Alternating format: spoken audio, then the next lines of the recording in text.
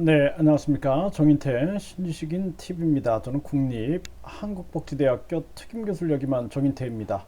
네, 발달장애와 성격장애, 인격장애, 사람의 희망이다. 이 주제로 좀 말씀을 드리겠습니다. 우리나라가 이제 저출산 고령화 문제가 굉장히 심각해요. 그리고 갑자기 이제 우리 사회가 인터넷 사회로 변신을 해버리고 코로나 상황에서 더더욱 비대면 그러한 사회가 형성이 되는 거죠. 인간의 발달이라는 측면. 그러니까 아기가 처음에 말을 못 하잖아요, 그렇죠? 근데 그 아기가 태어났는데 원숭이가 아기를 키우면 원숭이처럼 되고 그 한국 아기가 태어났는데 그 아기를 미국에서 키우면 미국 언어를 하고 미국의 문화를 익히고 미국 사람이 되죠. 네. 그래서 인간의 발달에 있어서 그 외부의 환경과 자극은 굉장히 중요한 겁니다. 그래서 저는 사실 중학교 때부터 아니 유아기 때부터 부모 교육을 해야 한다. 전 그렇게 생각을 합니다. 그래서 아이들이 유아기 때도 보면은 엄마 아빠 놀이, 소꿉놀이 같은 걸 하는데 충분히 가능하거든요. 그래서 유아기 때부터 우리가 유아기에 성교육을 시킨단 말이에요. 그래서 자신의 몸의 소중함, 그리고 자신의 몸을 보호하는 이런 교육을 시키듯이 그때부터 부모 교육을 시키는 거예요. 그래서 결국에는 나의 유전자가 자녀로 이어지게 되잖아요. 그래서 내가 먹는 거, 내가 어떤 환경에 노출되느냐에 따라서 유아기 때부터 부모이기를 준비하는 거죠.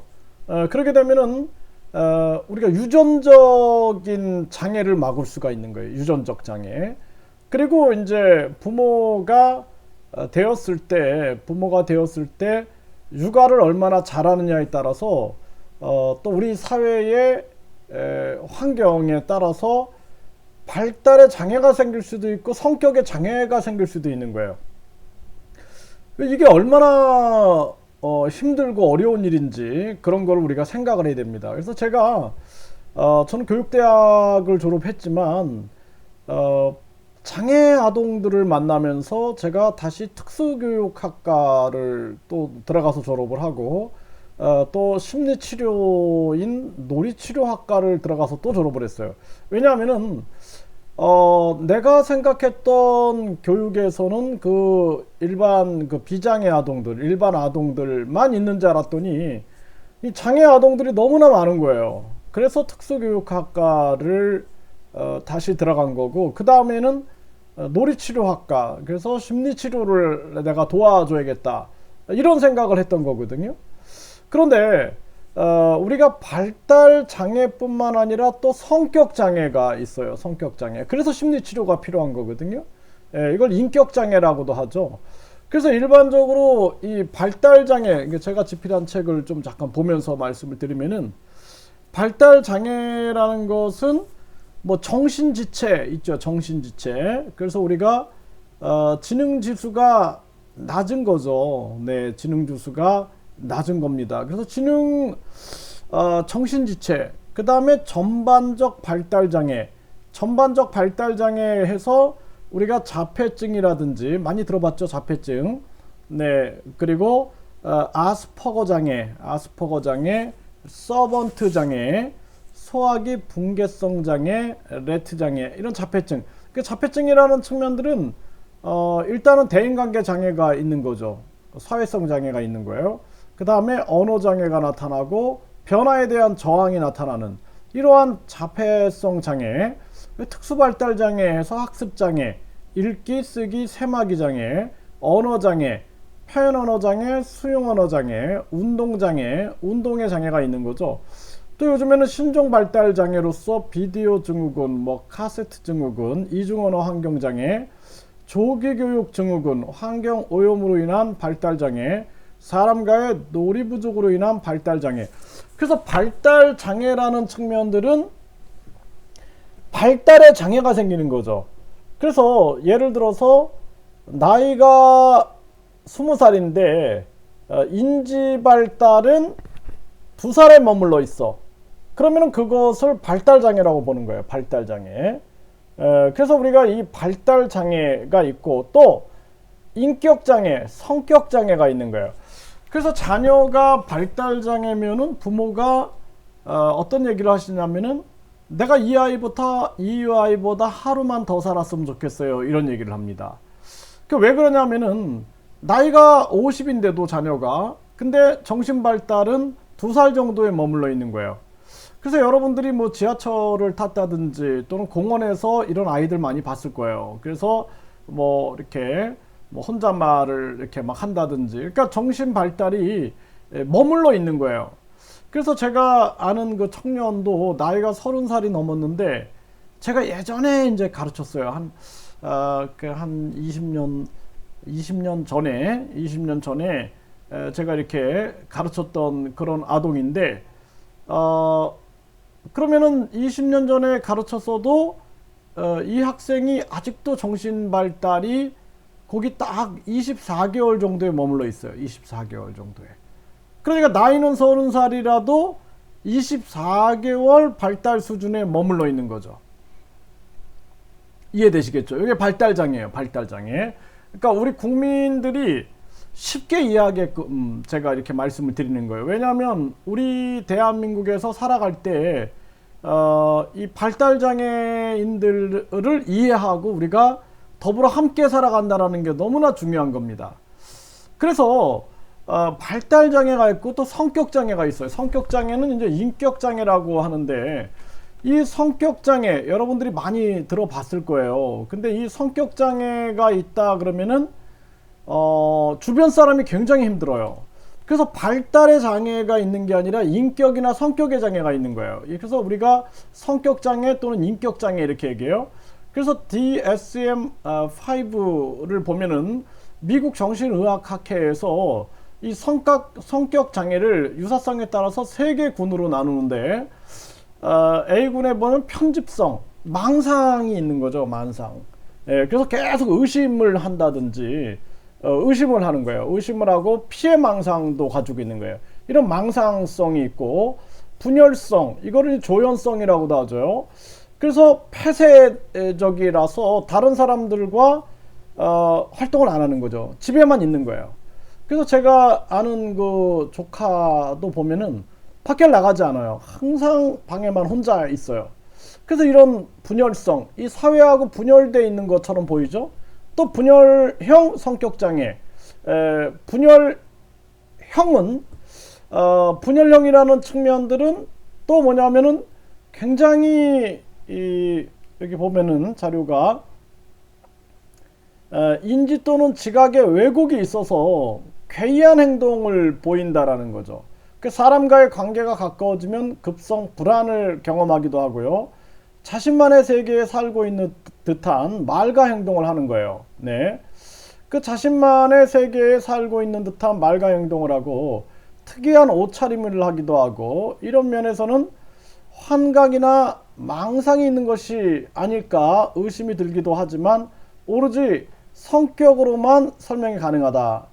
이렇게 얘기를 해요. 그래서 DSM-5에서는 분열형 성격장애를 정신분열 스펙트럼 및 기타 정신증적 장애에도 포함시켜 정신분열증과의 관련성을 강조하고 있다.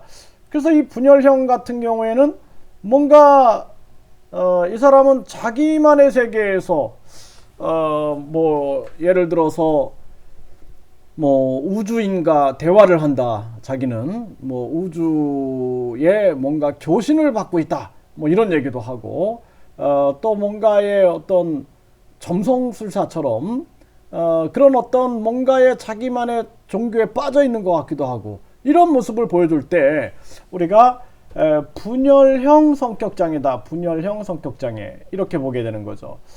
그래서 이 편집성도 우리가 의처증이나 의부증 있는 사람들 있죠.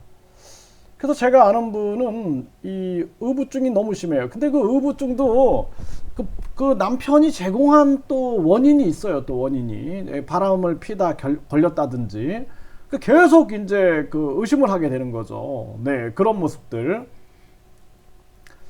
그래서 이런 편집성, 주변의 편집성, 이렇게 끊임없이 누군가를 의심하고 또는 사람이 이렇게 지나가다가 마주쳤는데 저 사람이 나를 죽일지도 몰라. 뭐 이렇게 망상을 가지고 있다라면은 상당히 피곤하죠. 본인도 피곤하지만 주변에 있는 사람도 피곤하고, 이 분열성 장애도 어때요?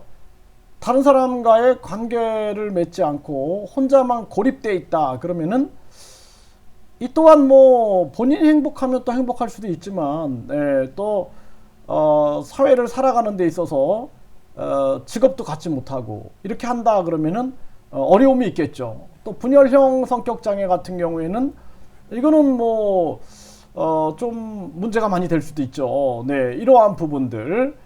그래서 이런 성격 장애, 인격 장애들이 있어요. 또 B군은 반사회성, 사회에 반하는 거죠. 우리가 사이코패스라든지 소시오패스 많이 들어보셨죠? 반사회성.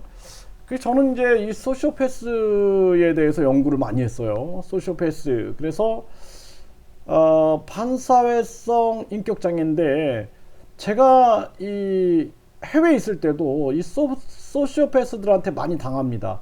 그래서 이 소시오패스에 대해서 제가 연구를 많이 했는데, 그거는 한번 제가 자세하게 한번 설명을 드릴게요. 일단 여기서는 쉽게, 연기성 성격 장애는 뭔가 이렇게 연극하는 사람처럼 끊임없이 자신의 본성이 아닌 뭔가 연극 배우처럼 자신의 본성을 숨긴 채 살아가고 있는 그런 연기성 장애. 자기애성 성격 장애는 자기에 대한 이 애착이나 사랑이 너무나 과도한 거죠. 이런 자기애성 성격 장애. 또 경계성 성격 장애, 감정이 굉장히 변덕스러운 거예요. 그래서 어떤 사람하고의 관계도 저 사람 굉장히 좋아, 다음 날은 그 사람 너무나 나빠, 이런 식으로 굉장히 많은 변화를 나타내는 이러한 경계성 성격 장애가 있다라는 거죠. 굉장히 힘들겠죠. 네, 굉장히 힘듭니다. 그래서 반사회성, 뭐 사이코패스, 소시오패스는 사회적으로 큰 문제가 많이 되죠. 또 연기성 장애, 또 자기애성 장애, 경계성 성격 장애 마찬가지입니다. 또 C군은 회피성, 많이 이제 회피를 하는 거죠. 이런 회피성, 의존성, 너무나 의존적이야, 그쵸? 의존성, 강박성, 너무나 틀에 박혀 있고 융통성이 없어요. 이런 강박성 성격 장애로 쉽게 불안을 느끼고 두려워한다는 특징이 있다라는 거죠. 그래서 제가 이 성격 장애 그리고 인격 장애, 사람이 희망인데요. 사람이 희망인데, 이런 부분들, 뭐 예를 들어서 우리가 막을 수 있었는데, 그래서 발달 장애나 성격 장애가 선천적이다 그러면은, 그래서 제가 유아기 때부터 부모 교육을 해야 한다라고 얘기를 하는 거예요. 그래서 유아기 때부터 아이들이 우리가 성교육을 하거든요. 유아 성교육을. 그래서 아기씨가 있다. 그래서 아기씨가 나중에 다시 우리가 아기를 낳을 수 있다. 그러니까 우리는 소중한 몸이다. 그래서 누군가 우리 소중한 몸을 함부로 만지게 하면 안 된다. 뭐 이런 우리가 유아 성교육을 하듯이, 그때 우리가 소중한, 우리가 안 좋은 음식을 먹으면 우리 몸이 안 좋아지고, 그리고 나중에 아기를 낳았을 때 아기가 건강하지 않을 수 있다. 이런 부모 교육을 시켜주는 거예요. 그래서 소중한 아기들이 선천적으로 발달장애가 된다든지 또는 성격장애가 된다든지 하면은 너무나 안타깝죠. 네, 그래서 이것이 유아기 때부터 부모 교육이 계속 진행이 돼서 초등, 중등, 고등, 대학교 때까지 계속 이어져야 된다라는 거예요. 그래서 요즘에 아기를 뭐 쓰레기통에 버렸다든지, 아기를 뭐 어디다가 내놔서 죽였다든지,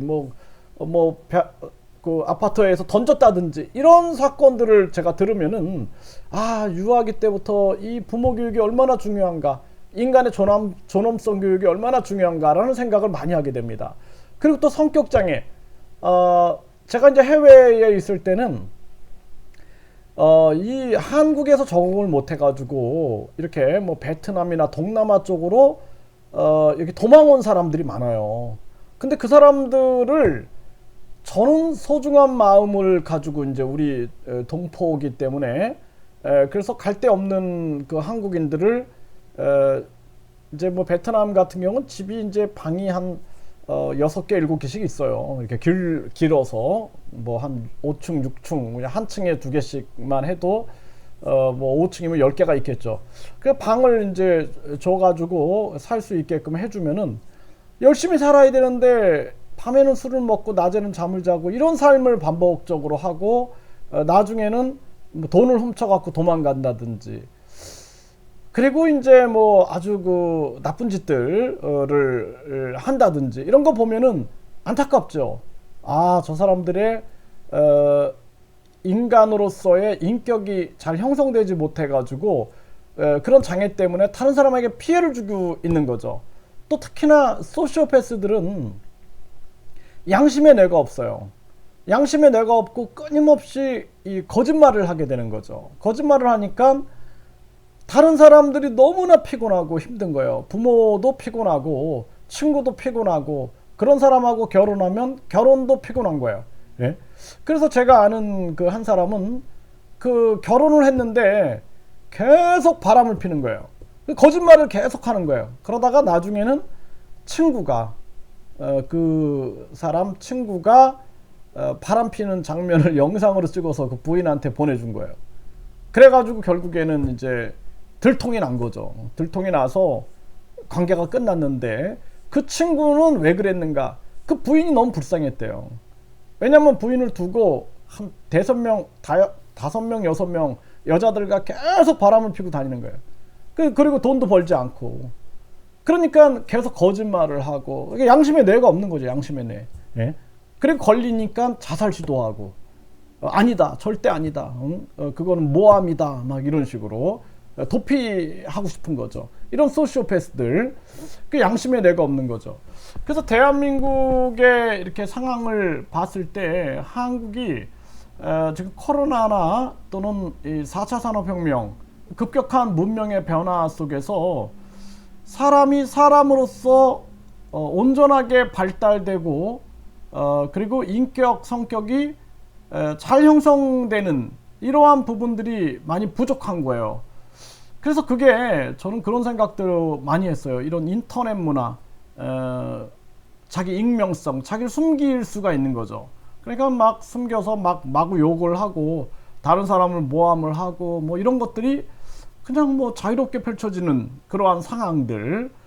그리고 우리 사회가 사람이 발달되기 위해서는 원숭이가 키우면 원숭이처럼 되고 뭐 동물이 키웠다 그 사람을 뭐 예를 들어서 개가 키웠다 그럼 개처럼 되는 겁니다. 사람이. 그러니까 주변 환경에 영향을 받게 돼 있어요. 그래서 실질적으로 원숭이가 키웠던 그 아이가 밀림에서 잃어버렸던 아기가 원숭이가 키웠더니 원숭이처럼 행동을 하고 원숭이처럼 소리를 내고 있단 말이죠. 당연하죠. 우리나라 아이가 일본에 가서 키워지게 되면 일본 말을 하고 일본 문화를 배우게 되는 거죠. 그리고 사람의 자극이 없으면 발달이 안 돼요. 사람이 자극을 주지 않으면 발달이 안 돼서 발달장애가 되는 거죠. 발달장애. 그래서 이 발달장애와 성격장애, 그래서 우리 사회에서 이것을 유아기 때부터 부모 교육을 함으로써 막아야 되고, 선천적인 것을 막아야 되고, 그리고 후천적인 측면들 또한 우리가 소중한 유아 교육, 그리고 가정 교육, 학교 교육이 온전하게 서서 이러한 문제를 막아야 된다. 이 잘못된 황금 만능주의, 학벌주의, 출세 제일주의, 외모 지상주의 이런 것 때문에 우리 사회가 병들어가고 있는 모습을 보면은 너무나 안타깝다는 생각을 많이 합니다. 그래서 제가 이제 뭐 정치 강의를 많이 했는데 사실 어떨 때 보면은 이 정치라는 측면들도 중요하지만 이 사회의 교육이 얼마나 중요한가, 이 사회의 문제를 해결하는 게 얼마나 중요한가라는 생각을 참 많이 합니다. 정치판을 보면은 늘 쌈박질하고 싸우고 서로 죽이고 이런 모습들 보면은 안타깝고, 그리고 그 속에서 병 들어가는 우리 국민들을 보면은 좀 마음이 아픕니다. 그래서 특히 또 정치인들이 문제가 많은 것 같아요. 우리 사회의 정치인들이 참 문제가 많다라는 생각이 들고, 정치권이 너무 문제가 많다. 그러니까 탐욕과 이기심이 너무나 강하기 때문이겠죠. 그래서 더더욱 교육이 중요하다라는 생각을 많이 합니다. 유아기의 교육. 그러니까 제가 교육대학을 다니면서 6살 이전에 아이들의 인격, 성격, 지능, 도덕적인 자세, 학습 태도 등이 거의 다 결정된다. 이 글을 보고 제가 유아교육과를 들어갔다니까요. 유아교육과를 들어가서 졸업했다니까요. 그리고 제가 진짜 인간을 이해하기 위하여 우리가 이렇게 특수교육이나 또는 심리치료 등을 공부하면서 제가 봤던 것은 우리가 이 교육이라는 것이 얼마나 중요하고, 한 사람의 인격 그리고 발달이 온전히 형성된다라는 것이, 그것이 개인의 행복뿐만 아니라 가정의 행복, 사회 행복, 국가 행복, 인류의 행복과 직결되어 있다라는 생각을 많이 하게 됩니다. 앞으로 이렇게 인간의 이해, 요람에서 유아교육부터 노인에 이르기까지 우리가 어떻게 행복한 삶을 영위해 나가야 하는가, 이러한 부분에 대해서 함께 공유하면서, 그러면서 또 정치도 얘기를 해야 할 것 같습니다. 네, 감사합니다.